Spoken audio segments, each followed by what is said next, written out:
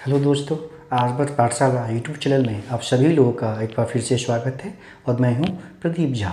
आज हम रीजनिंग का एक ऐसा टॉपिक लेकर आए हैं जो कि हर एक एग्जाम में कम से कम एक या दो तीन भी कभी कभी क्वेश्चन इससे पूछ लिया जाता है। वो टॉपिक है हमारा रैंकिंग, यानी रैंकिंग पता करना होता है, या टॉप टू बॉटम हो या लेफ़्ट टू राइट हो। दो तरह के क्वेश्चन इसमें आते हैं, टॉप टू बॉटम से संबंधित आते हैं और लेफ़्ट टू राइट से संबंधित आते हैं। इसमें क्या है कि आपको किसी एक खास व्यक्ति का ऊपर से या ऊपर और नीचे से स्थान दे दिया जाएगा, या लेफ़्ट या राइट से स्थान दे दिया जाएगा। उसमें कुल जो पर्सन है, कुल जो कितने लोग हैं उसमें वो हमें पता करना होता है। ये कंसेप्ट आप पहले समझ लीजिए। ये एक पहला टाइप के क्वेश्चन का, इसमें भी 4-5 टाइप के क्वेश्चन आते हैं। तो आज हम पहला टाइप लेके आए हैं, और ऐसे ही करके जितने भी टाइप के इस रैंकिंग वाले रीजनिंग से जितने भी टाइप के क्वेश्चन संभव, जितने भी पॉसिबल टाइप हैं, वो हर एक टाइप का क्वेश्चन मैं करवाऊंगा, ताकि किसी भी एग्जाम में इससे संबंधित रैंकिंग टेस्ट से संबंधित कोई भी क्वेश्चन आए तो बहुत आसानी से और बहुत कम समय में आप इसको सॉल्व कर सकें। तो पहले समझिए, आप थोड़ा सा कंसेप्ट समझ लीजिए इसका, फिर हम लोग क्वेश्चन पे आएंगे कि टॉप टू बॉटम जैसे है, या तो फिर लेफ़्ट टू राइट, दो तरह के क्वेश्चन आते हैं इसमें, है ना।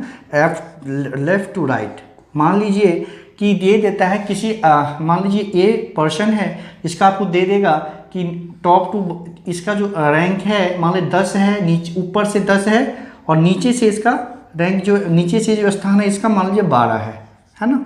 नीचे से इसका स्थान 12 है, ऊपर से इसका स्थान 10 है। तो इस तरह के क्वेश्चन को हम लोग सॉल्व कैसे करते हैं, एक कंसेप्ट समझ लीजिए, फिर आपको कभी भी प्रॉब्लम नहीं होगी इस तरह के क्वेश्चन को सॉल्व करने में। अब देखिए, ये ए है ना, तो इसका स्थान ऊपर से 10 है, ठीक।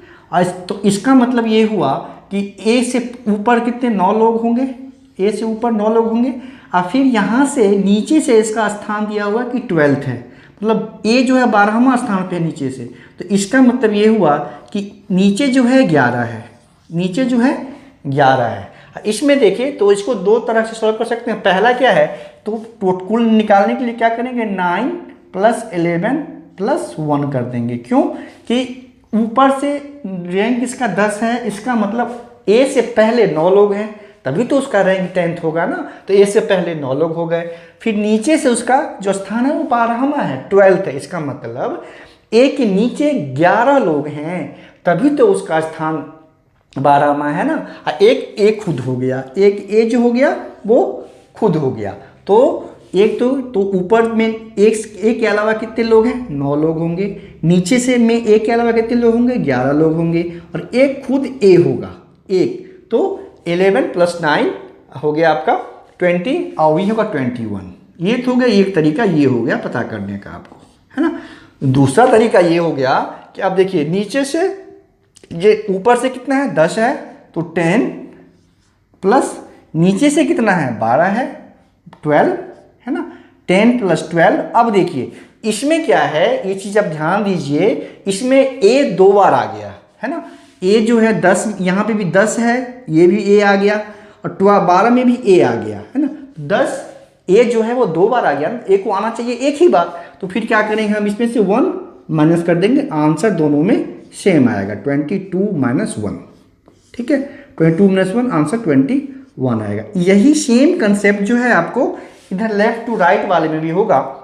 इसके लेफ्ट में जितना होगा उसके राइट में जितना होगा, तो या तो अलग करके इसको काउंट कर लेंगे, फिर इसको काउंट कर लेंगे, उसमें 1 प्लस कर देंगे तो टोटल निकल जाएगा। या नहीं, अगर सबको ऐड कर लेंगे तो फिर से जिसका दिया हुआ है वो 2 बार काउंट हो जाएगा, जैसे इसमें 2 बार काउंट हो गया। समझ में आया ना कि ये दिया हुआ है कि 10 ऊपर से 10 है, ए 10, ए को लगा के 10 ऊपर से, फिर यहाँ नीचे से भी बी को ऐड करके 12, तो ए जो है ऊपर से भी काउंट हो गया, और ए जो है नीचे से भी काउंट हो गया, जबकि ए को एक ही बार काउंट करना है।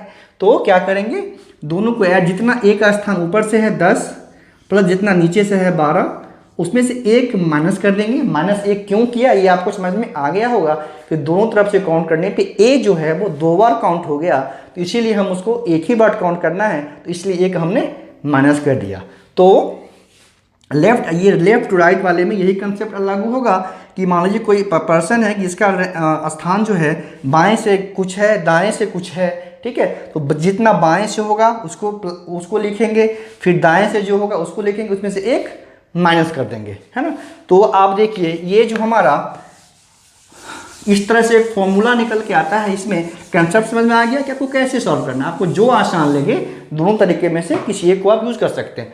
तो ये टोटल हो गया, कुल मतलब हो गया आपका L जो लेफ्ट से स्थान है प्लस राइट जो राइट से स्थान है -1 हो गया। ये हो गया आपका लाइन पंक्ति वाले में। फिर टॉप टू बॉटम होगा तो T4 टोटल मतलब हो जाएगा आपका जो है ये T4 टोटल हो गया, टोटल हो गया ये T1 टॉप से जो है T1 हो जाएगा, फिर बॉटम से जितना रैंक है -1 T हो गया, ये कुल हो गया। ये टोटल फॉर T है टोटल कुल। ये T1 हो गया आपका टॉप से क्या स्थान है, अब B हो गया बॉटम से क्या स्थान है, उसमें से -1 कर दिया। तो ये हमारा दो फॉर्मूला निकल गया। जब हमको कुल पता करना है किसी व्यक्ति का लेफ्ट से और राइट से स्थान दिया हुआ हो या हम मुझे पता कर लेंगे, अगर नहीं भी दिया होगा हमारी कोशिश यही रहती है किसी एक व्यक्ति का स्थान जो है वो दोनों तरफ से पता हो जाए।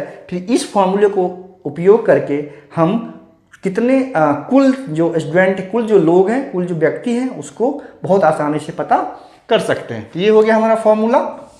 अब देखिए इसमें पहला क्वेश्चन करते हैं। एक टाइप का ये 3 क्वेश्चन है और ये टाइप 1 में आएगा। अब देखिए एक परीक्षा में क्लास में कामनी का रैंक ऊपर से 16वां है, दिया हुआ है ऊपर से 16वां है तथा नीचे से 15वां है। नीचे से टॉप से उसका रैंक 16th है और बॉटम से उसका रैंक 15th है। तो कक्षा में कुल कितने छात्र, कितना आसान हो गया। तो कुल कितना हो जाएगा, आपको अभी फॉर्मूला हमने बताया, कुल हो जाएगा इसमें टॉप प्लस बॉटम -1 क्लियरली। तो टॉप से कितना रैंक है उसका 16, बॉटम से 15 -1, तो 16 + 15 31 -1 मतलब कुल जो छात्र हैं उस कक्षा में वो क्लास में वो 30 हैं। बस कुल हो गया आपका। ये टॉप टू बॉटम था तो टॉप से क्या है प्लस बॉटम -1 किया, कुल बहुत आसानी से पता चल गया। ये कैसे किया हमने, इससे पहले आपको कंसेप्ट समझा चुके हैं। इस पे दूसरा सम देखिए क्या है। दूसरा सम ये है कि लड़कों के एक पंक्ति में मोहन बाएं से 14वें तथा दाएं से 12वें स्थान पर है ना। मोहन बाएं से 14वें, तो इसमें टोटल क्या हो जाएगा, left plus right -1, left plus right -1। तो एक पंक्ति में मोहन बाएं से 14वां 14 प्लस फिर दाएं से 12वां 12 -1, ये हो जाएगा 26 -1 = हो गया 25। ये कुल जो है उस पंक्ति में कितने लड़का है, कितना बॉय है, कितने लड़का है, वो होगा 25। कैसे आया कंसेप्ट भी अगर समझे हम इसका, तो वैसे हम बता चुके हैं एक बार कि अगर मान लीजिए मोहन है यहाँ पे, ये मान लीजिए मोहन है ना, मोहन है तो देखिए इधर मोहन, इधर से मोहन, इधर से है ना। तो लेफ्ट से मोहन जो है 14वें स्थान पे है, इधर से मोहन 14th पे है ना। इधर से जो मोहन है वो 12th पे है, इधर से जो मोहन है राइट से वो 12th पे है। तो वही है कि 12th इधर से मोहन, इधर से मीट काउंट हो गया मोहन एक बार, इधर से भी काउंट हो गया मोहन एक बार। तो 14 + 12 -1 किया क्योंकि मोहन 2 बार काउंट हो गया। एक दूसरा तरीका ये है कि मोहन इधर से 14 है तो इसका मतलब इधर 13 पीपल है, मोहन इधर से 12th है, इसका मतलब इधर 11 है। क्लियर है, इधर 11 तब तो मोहन 12th हुआ, इधर 13 पहले है बायां से तब मोहन 14th हो जाएगा। तो 13 + 11 + 1 करेंगे, ये भी होगा 25। आंसर सेम आएगा, है ना। तो उससे बेहतर है कि आप ये फॉर्मूला याद रखें, टॉप टू बॉटम हो या लेफ्ट टू राइट हो तो left plus right -1, top plus bottom -1, वो हो जाएगा कुल संख्या। ठीक है, ये हो गया दूसरा क्वेश्चन हमने देखा। तीसरा क्वेश्चन देख लीजिए। इसमें तीसरा क्वेश्चन जो है वो ये है, जो छात्रों की एक पंक्ति में राहुल का जो स्थान है वो बाएं एवं दाएं दोनों से 18वां है, 18th है। तो कुल छात्र की संख्या ज्ञात कीजिए। वही सेम है, इसमें क्या था कि अलग अलग था, 16वां 15वां था, इसमें 14वां 12वां है। इसमें बेस्ट मैंने इसलिए इसको लिया कि आप लोगों को कन्फ्यूजन न हो। सेम स्थान है, लेफ्ट से राइट से या ऊपर से नीचे से, इसका किसी व्यक्ति का स्थान अगर सेम रहेगा तो उससे कोई फर्क नहीं पड़ेगा सॉल्व वैसे ही होगा। तो कुल इसमें वही होगा, कुल जो होगा, कुल यानी टोटल जो है वो हो जाएगा वही लेफ्ट प्लस राइट -1। तो दोनों में 11 है, 18 है, 18 प्लस 18 -1 हो जाएगा 36 -1, आंसर इज 35, है ना। तो कोई फर्क नहीं पड़ता है कि दोनों तरफ से सेम हो, अलग अलग हो, ऊपर से हो, नीचे से हो। अगर किसी एक व्यक्ति का अगर ऊपर से या नीचे से, दोनों से, या लेफ्ट से या राइट से, अगर हमें कौन सा उसका रैंक है या कौन सा पोजीशन है ये अगर पता चल गया या पता है, तो दोनों को ऐड कर लेंगे, लेफ्ट प्लस राइट -1 या टॉप प्लस बॉटम -1, तो हमें कितने लोग हैं उस क्लास में या उस पंक्ति में पता चल जाएगा।